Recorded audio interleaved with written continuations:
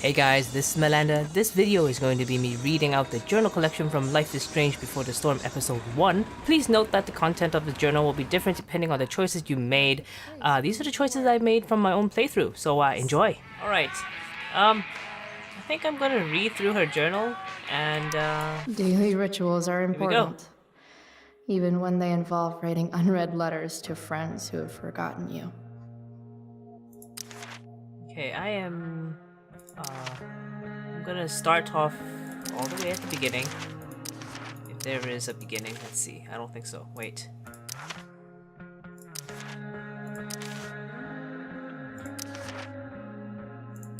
Okay, this is the beginning. Let's start here. Alright. So, I am going to read this and then end it. So if you guys don't want to be here, so that's it. Thank you for watching. And if you do, well, here we go. Dear Max, Dad got me this stationery one day when I complained about wanting to send an email and the internet was down. And tonight, I thought, hey, maybe it's time to write Max. The funny thing is, I don't really know what to say, because we haven't talked in 3 months, despite all my calls and texts, and not that I'm upset or anything. Fuck, there's no way I'm sending this, is there? Chloe the Unfriended. Page 1 out of 4. Right, Max, this is more like it. Here, I can write to you all I want without wondering or worrying if you ever write me back. Maybe one day when you return home and apologize for having forgotten all about me and we kiss and make up, I'll show this to you and we can read it and laugh. Or maybe I'll decide that Journal Max is way cooler than Reality Max and you'll just live in here forever as my little imaginary former current best friend, pen pal. Time will tell. Chloe, the journal boss. Put your thoughts in me. Really? So Mom suggests taking a road trip next summer and I'm like, cool, I guess. But then she starts talking about David being there. Yes, that David. The wannabe drill sergeant who swooped in on Mom and has stuck around like a bad zit.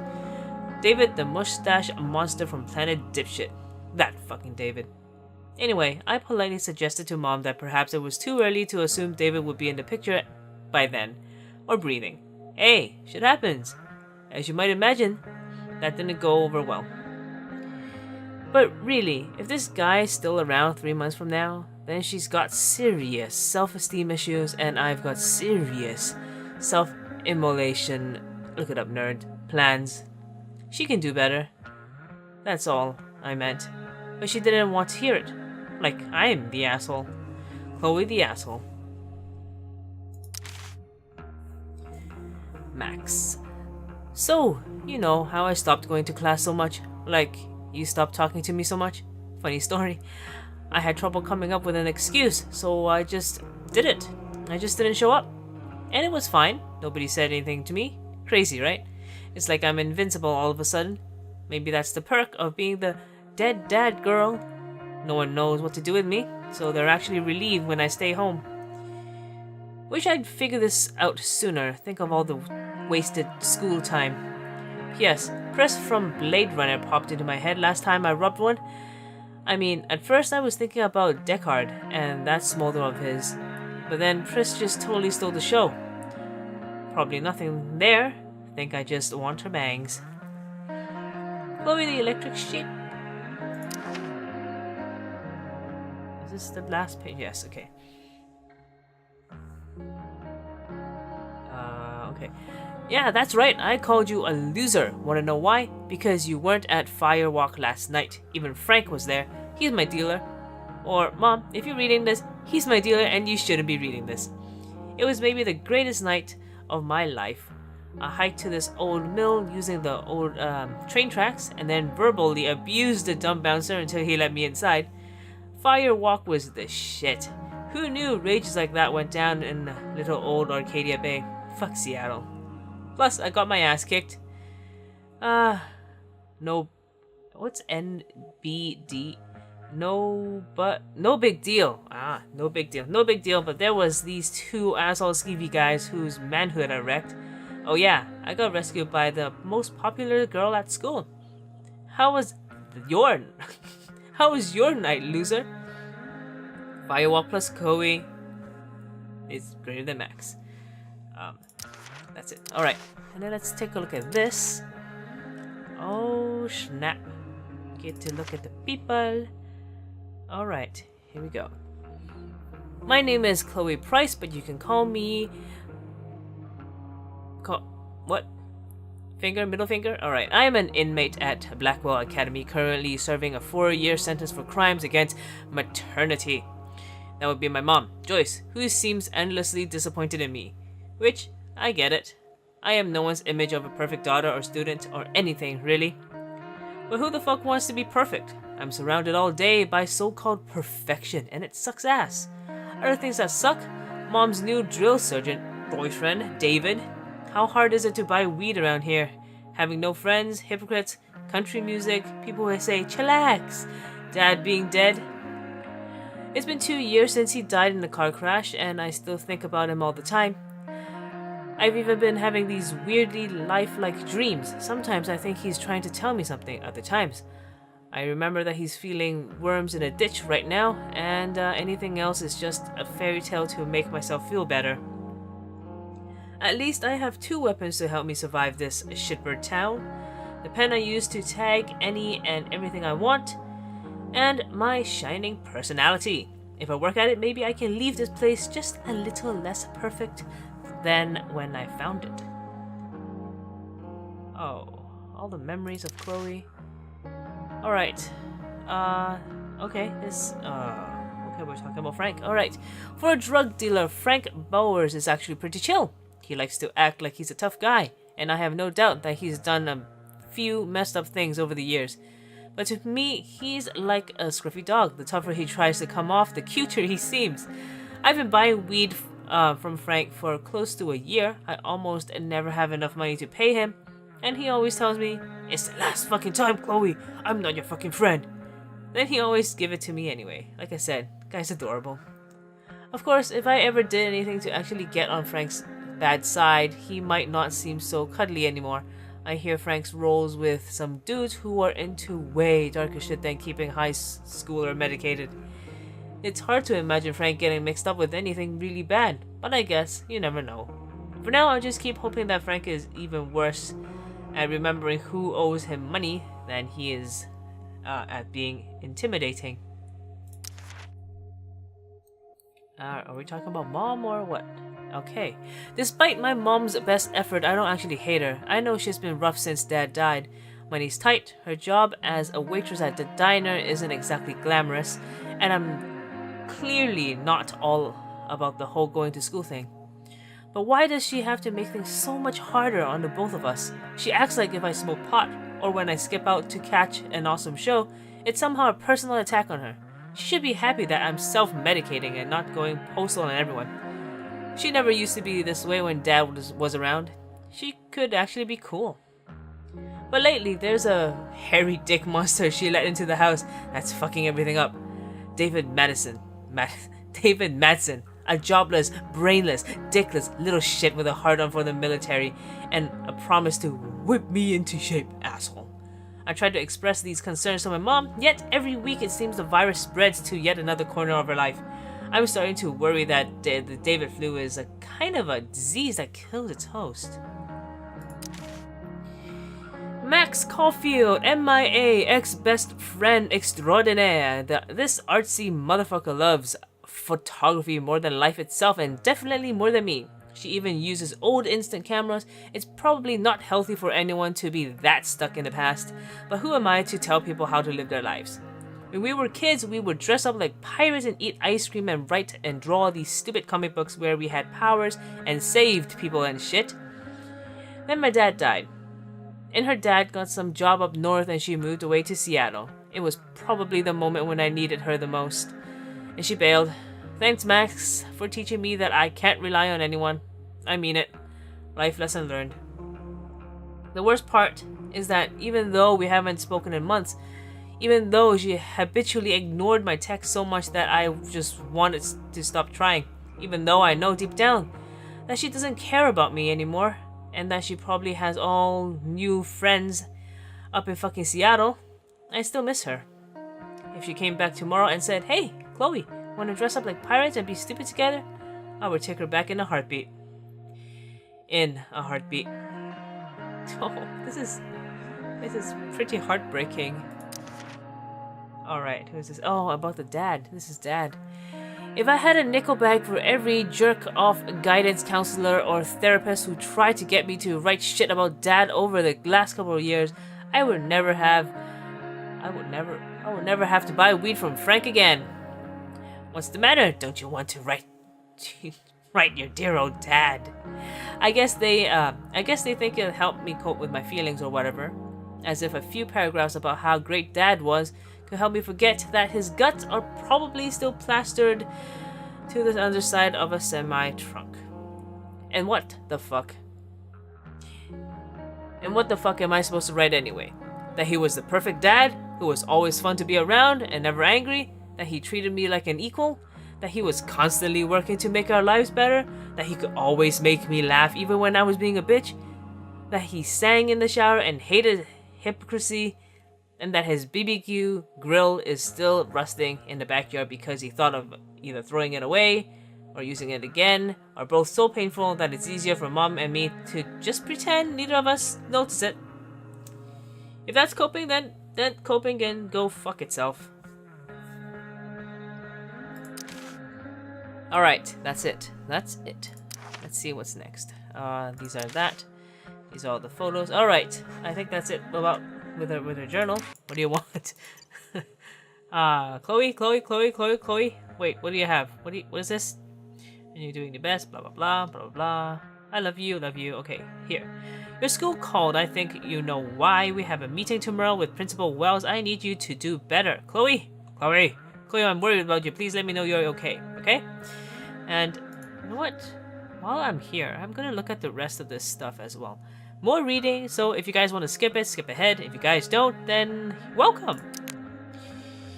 Page 10. Oh my god. Okay. I finished page 4 last time, so here we go. Page 5. Max, you know how things with mom seems like they couldn't get any worse. The sad truth is I suddenly have to choose between being nice or being honest with her because I can't be both. But how can I keep being nice and pretending like she didn't make a horrible choice with Mustache? And why am I the only one concerned about this hostile takeover of our house? Today it's a toolbox and pot post, tomorrow it's... I should stop here for sanity's sake. Alright, yeah, I know mom is stressed about money issues, but that still doesn't justify her horrible taste in men. Also, mom knows I have been skipping, which sucks, but in a way makes me feel better about it. Does that make me a bad person? That I don't feel bad about fucking off? Just relieved that I don't have to waste energy to lie about it anymore? On second thought, don't answer that. Chloe, the no good, very bad person. Max, so the mustache drove me to school today. Yep, that's my life. That's what my life become. Even worse, he thought the ride was a tell me how things are gonna be from now on opportunity. I shut the shit down real quick, but I have a feeling he's gonna run crying to mom about it because he's that kind of little man baby he is. Had a dream about Dad again. The one where I was there when it happened. It seems to get harder and harder after each of these to remember what's real and what's not. All I remember after I wake up is how much I miss him. I hope that never goes away. The Chloe who wasn't there, or was I? Have I ever told you about Nathan Prescott, aka Spoiled Dick Baby? Anyway, you know that old question about what if you could go back in time and assassinate Hitler? Well, I know. I worry I just stopped that assassination when I got between Nathan and an ass beating by Drew, football jock and all-round angry teenager. Maybe I'm getting soft in my old age. Spoke to Elliot too. He was super nice as always. He wanted to hang out as always. And I blew him off as always. Poor guy, he's super persistent. It must be hard trying to give a shit about me. Speaking of giving a shit, I actually played a game with Steph and Mickey this morning. Mikey this morning. It wasn't terrible, but I'm not sure I have the energy to consistently care that much about anything. Come on, Chloe, you should play more. I probably should be concerned about how little a shit I give these days, but that would mean giving a shit, wouldn't it? Chloe, the catch is... Okay, I know what you're thinking. You're thinking, when is she finally going to talk about Rachel Amber? Fine, you nosy bitch, here it is. Rachel Amber is the most popular girl at school, and she's super to hanging out with what? And she's super into hanging out with me all of a sudden. Like this morning, she pulled me into the drama lab and asked for my expert opinion about true love in front of the whole class. I told her true love is the best way to get parents to buy tickets. Mr. Keaton, the drama teacher, seems to agree. Then Rachel brought me into her dressing room. Gotta say, it was the quickest I've gone from meeting someone to helping them get dressed. But that's Rachel. She doesn't give a fuck. She just lets it all hang out. Nice! Then Rachel hatched this crazy plan for us to skip school together that involved jumping into a train. You know, the kids ditched school in the 60s, the 1860s. Stay tuned, Max. I have a feeling there will be a lot more to tell you. Love, Doctor. Number 9. Did we ever play two truth and a lie? That would have been terrible at. You would have been terrible at it. I would have called it two truth and oh god. Can I take it back? Sorry for lying, please. The guilt hurts. Two truth and a lie would be a class in school. Feels like I learned a lot. For example, Rachel is ambidextrous. She's a Leo and she's from California. I also learned that I still have a lot more to learn about lying. Rachel read me like an open book. She knew I wasn't in an all-female cover band. Basically, she's a human lie detector. Haven't mentioned that we were sitting in a train. It was pretty cool sitting there and watching the world fly by. Then we jump off it and wound up in some crazy-ass park north of town. Like nobody's business. No, wait, that's no big deal. Like no big deal. Captain Chloe, Blue Beard. Yes. Acronyms. Anyway. Page 10. With all this Shakespeare shit going on, I thought I'd write you a sonnet. Then I realized that rhyming is hard and nothing really rhymes with Rachel, which seems fitting, given that I'd never actually met anyone like Rachel before. With Rachel, everything is a game of some kind. I had to use my braking and entering skills to get this viewfinder working so we could spy on peeps at the park. Rachel was hilarious making up dialogues for them, and I actually held my own, mocking some tight shorts wearing speedwalker. After we watched some old couple suck face, Rachel decided it was time to unsobered ourselves, so we hatched a plan to steal wine from these yuppie picnickers. And since it's Rachel, the plan involved elaborate acting and more improv on my part.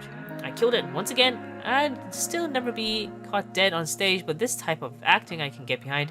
Our hard-earned wine in tow, we journeyed forth in search of more fun and games. Alright, do I have more? What do you want, Steph? Okay, Steph, what is this? Did I read stuff from Steph?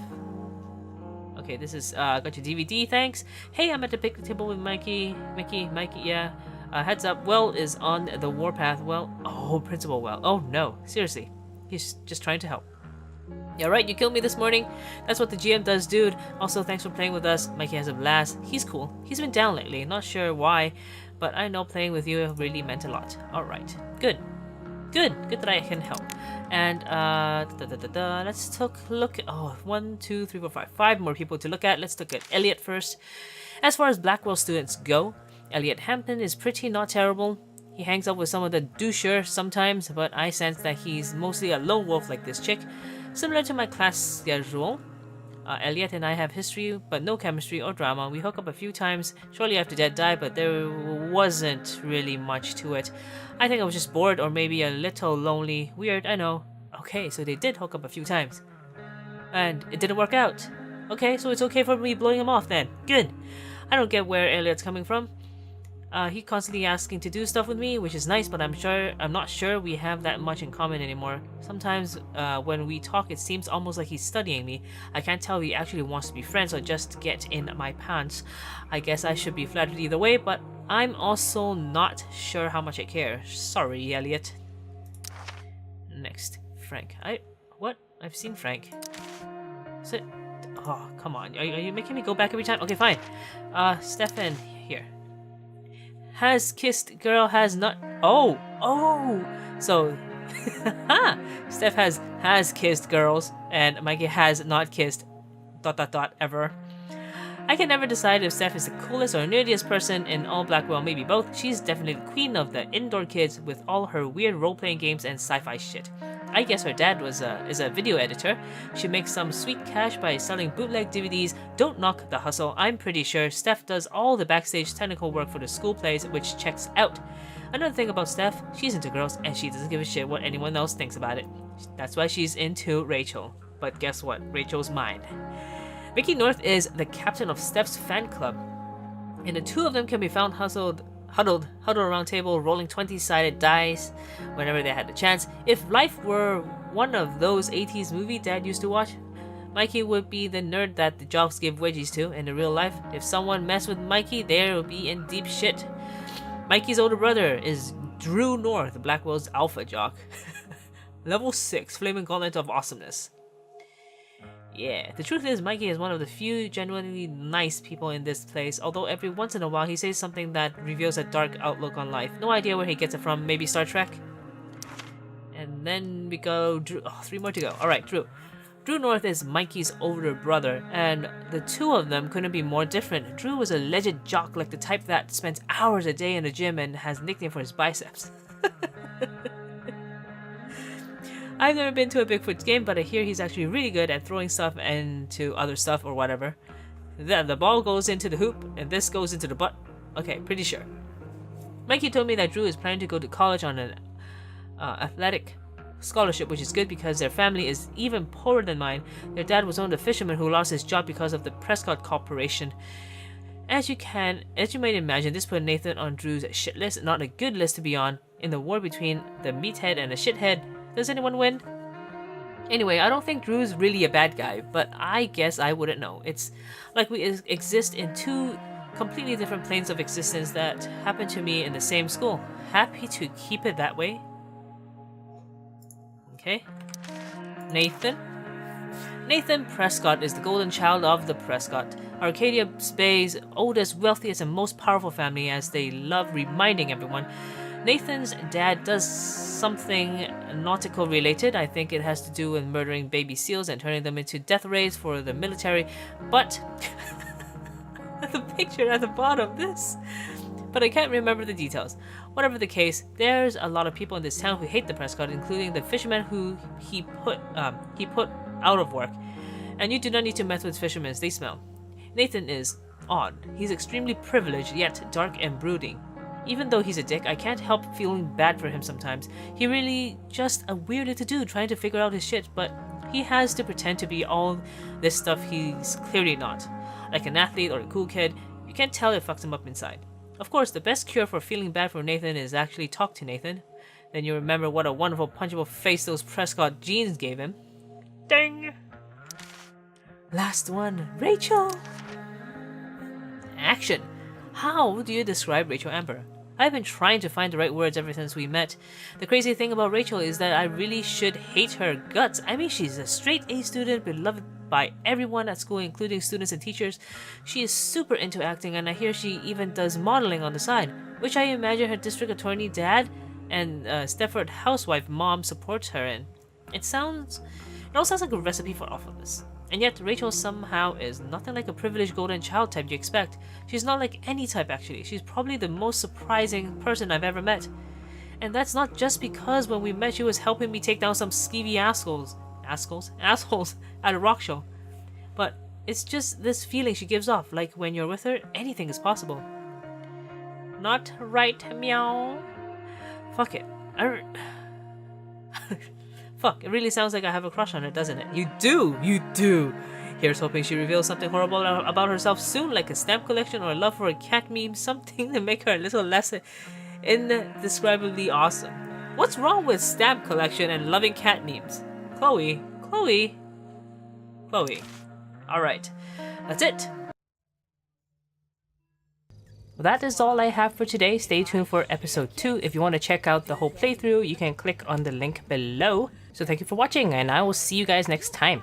Alright, bye. Robot ninjas and a motherfucking dragon on a leash in there, and I'd still kick your ass. I give up. You're alright, kid. Go on in.